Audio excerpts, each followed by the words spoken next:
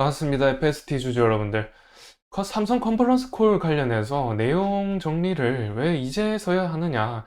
8월 2일 날 끝났죠. 그런데 이제서야 하는 이유는 아무래도 트럼프가 뒤를 피격당하고 나서부터 금리 걱정이라든지 뭐 실업률, 뭐 PMI 지수 이렇게 다 좋지 않게 나오다 보니 글로벌적으로 나스닥뿐만 아니라 반도체 지수까지 다 할 거 없이 그냥 다 빠졌죠. 코스피도.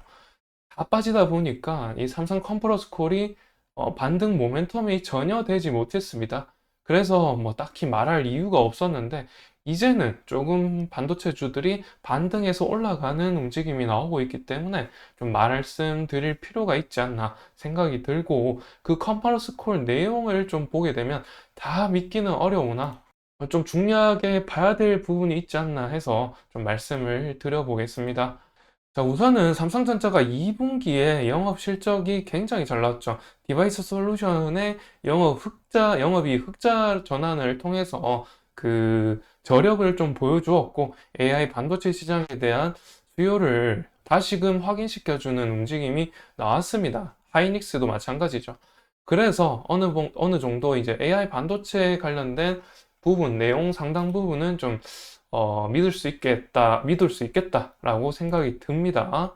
자, 보시다시피 메모리 사업부부터 일단 보게 되면은 2분기 실적에서 HBM 서버형 DDR5와 SSD 수요가 견조하게 나타나고 있다. ASP 같은 경우는 이제 단가라고 생각하시면 되겠는데, D램과 낸드 단가가 10% 후반대에서 20% 초반대까지 상승했다고 하죠. 2분기면 6월까지입니다. 3분기에 또 20%더 올릴 거라고 얘기했었죠. 그러니까 이제 23년에 비해서 총 60%가 올라가는 거죠.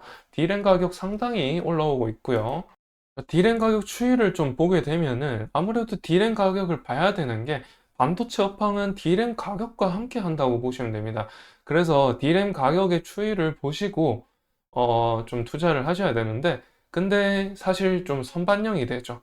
지금 뭐 D램 가격이 사상 최고치로 오를 가격이 이제 25년도에 그렇게 이제 사상 최고치를 경신할 것으로 보이는데 그렇게 25년도에 가격이 형성되는데도 24년 초반부터 이미 주가에 반영이 되었죠.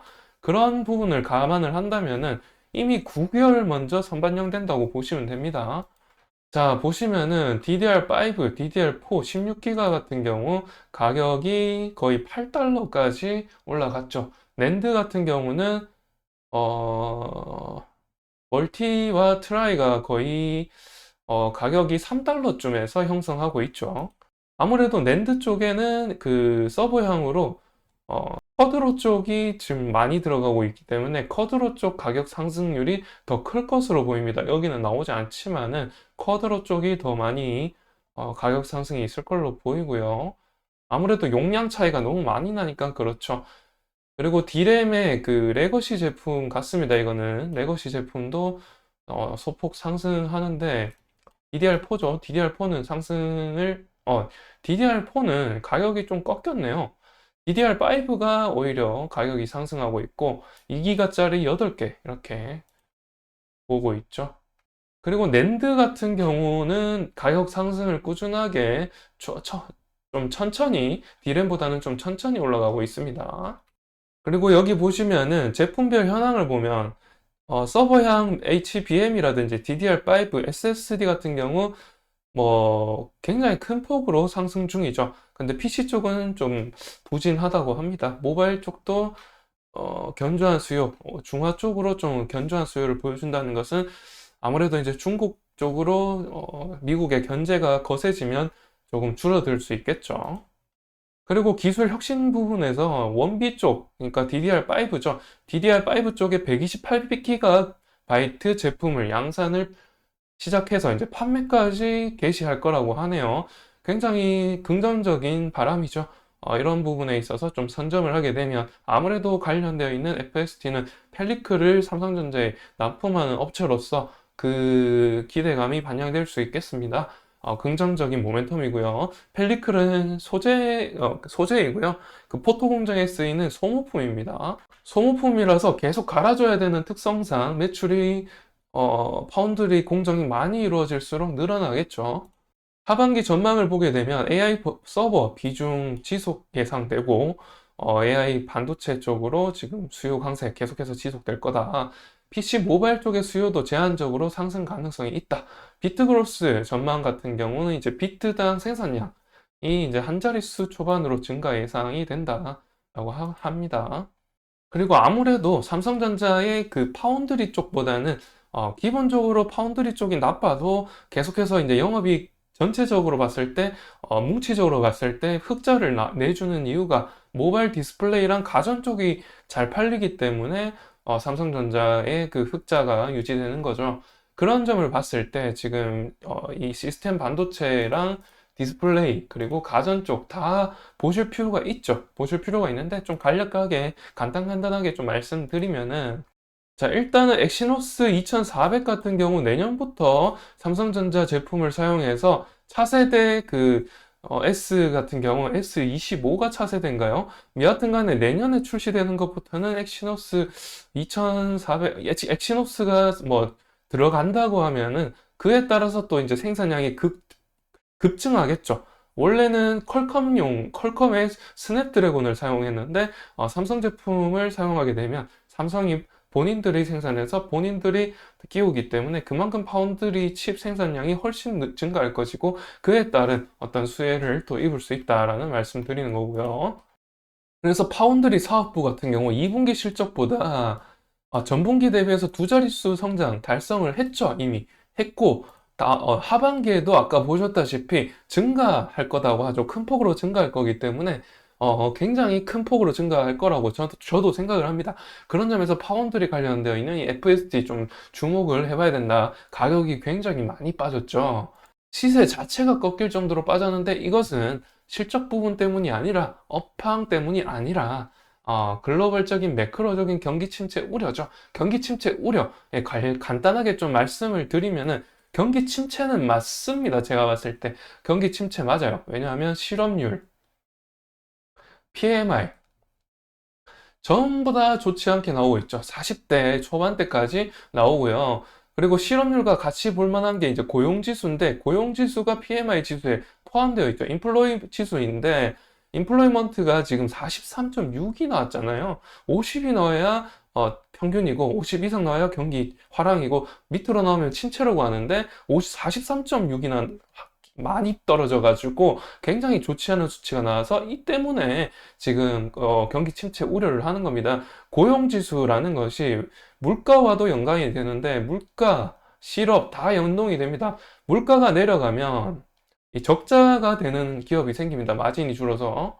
기업 입장에서 말씀드리는 거죠. 마진이 생기고 적게 되고, 이제 적자가 생기면 폐업이 되죠.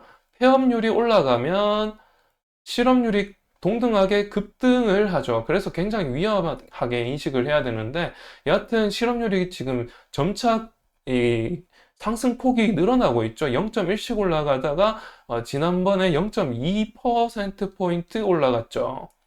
이게 지금 증가폭이 올라간다는 게 굉장히 위험한 신호인데, 여하튼 간에 지금 주의해야 된다고 월가에서 연준을 압박하고 있는 상황이죠.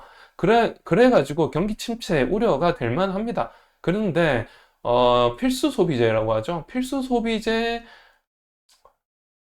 관련된 관련주들, 이 매출액을 보시면은 굉장히 좋지 않아요. 계속해서 우하향하고 있는데, 빅테크, AI 관련된 산업들, 전력 관련된 산업들, 이 마진이 많이 남습니다. 왠지 아십니까? 미국에서 이 긴축 정책으로 고금리 정책을 하고 있잖아요. 그런데 유일하진 않죠. AI와 전력 쪽에 어마어마한 돈을 퍼붓고 있습니다. 왜 그럴까요? 안보와 직결되는 부분이 있어서 그렇습니다. 안보 때문에 지금 중국을 제재하고 러시아를 제재하고 있는 거죠. AI가 발전하면 할수록 안보와 직결되고, 양자역학이 발전하면 발전할수록 양자 컴퓨터 해킹 속도 엄청 빨라지죠. 그런 것 때문에 안보와 직결되어서 계속해서 신경을 쓰고 정부 입장에서 지원을 하는 거죠. 그런 지원을 하고 보조금을 투입을 하는데 어떻게 경기 침체가 되겠습니까? GDP가 오히려 올라가면 올라갔지 떨어지진 않죠. 이 전기전자 쪽은 GDP가 계속해서 올라갈 수밖에 없습니다. 이렇게까지 정부 지출이 늘어나면 GDP의 정부 지출은 양수죠. 양수로 올라가기 때문에 GDP가 올라갈 수밖에 없습니다. 그래서 경기 침체는 아닙니다. 반도체 쪽은. 그래서 AI 쪽으로 침체는 올 일이 없다. 아직까지. 이렇게 확신적으로 말씀드릴 수가 있죠. 여튼간에 그런 점 때문에 FSD, 전공정 관련해서 특히 삼성전자, 파운드리 관련해서 좀 유심히 지켜보시라는 말씀을 드리는 거죠. 그리고 하반기 전략에서 보면 디스플레이 쪽도 마찬가지로 이 포토 공정이 있기 때문에 모바일 디스플레이 쪽도 포토 공정이 있기 때문에 이쪽도 마찬가지로 펠리클을 사용을 합니다. 보시면은 초고해상도 게이밍 시장과 B2B 영역을 확대해서 하반기에 이 성장률을 높일 것이다. 모바일 디스플레이 가전 쪽에 조금 둔감해져서 그렇지 삼성전자는 이쪽의 수익률이 굉장히 좋습니다. 계속해서 좀 추이를 지켜보셔야 된다는 말씀 드립니다. 그리고 얼마 전에 나온 이슈인데 이 엔비디아 관련해서 AI 가속기 H20 같은 경우 중국향으로 내놓은 거죠. 중국향에는 조금 적급 HBM을 AI 가속기를 생산해서 납품해야 된다라고 해서 이런 적급을 공급하려고 개발해서 나온 거죠. H20 같은 경우 중국향 타깃이고 이거 같은 경우 지금 삼성전자가 파운드리로 생산하고 그 다음에 HBM3도 본인들이 생산해서 이 제품을 패키지해서 중국에 공급하는 계획을 이제 턴키로 제공할 계획이죠. 그러면은 결국에 파운드리 평택 4공장, 5공장 늘어나는 이유가 이 때문일 수도 있고 여러 가지 이유가 있겠지만 아무튼 간에 HBM3와 3E를 양산하기 위해서 이 캐파 증설을 하고 있습니다. 그러면은 파운드리 확장에 따라서 이 FSD가 수혜를 입을 수 있다라는 말씀을 드리는 거죠. 자, 그런데 이 글로벌적인 어떤 매크로적인 부분의 반영에 의해서 224일선까지 돌파하향했다가 다시 반등하는 가운데 오늘 주가가 또 빠졌죠. 아무래도 제가 봤을 때는 지금 이 부분에 엄청나게 이 캔들이 많죠. 이 부분에 캔들이 횡보했던 캔들이 많고 거래량도 많았죠. 그러면은 매물대가 많다는 소리입니다. 그래서 여기에 물려있는 사람들 많아서 반도체 종목들 제가 생각하기에는 양전돼도 안 팔 거다라고 좀 생각이 됩니다. 그런 점에서 다소 들고 갈 가능성이 높아서 이 부분 매물 소화하는데 다소 좀 지속이 걸린다. 좀 시간이 많이 걸릴 것이다 라는 말씀드리는 거죠. 저 최소 이 정도는 걸리겠죠. 이 정도만큼은. 이게 한 4주, 5주 정도 돼 보이는데 이만큼 시간이 대칭적으로 더 많이 생길 것이다. 더 많이 걸릴 것이다. 이런 말씀 드리는 겁니다. 여하튼 간에 그런 정보들을 모르는 것보다는 아는 것이 낫고 아는 상태에서 올라갈 때 투자해야겠죠. 여하튼 이런 모멘텀들이 있다는 것을 아시고 안전하게 투자하시길 바라면서 이번 영상 마치겠습니다. 감사합니다.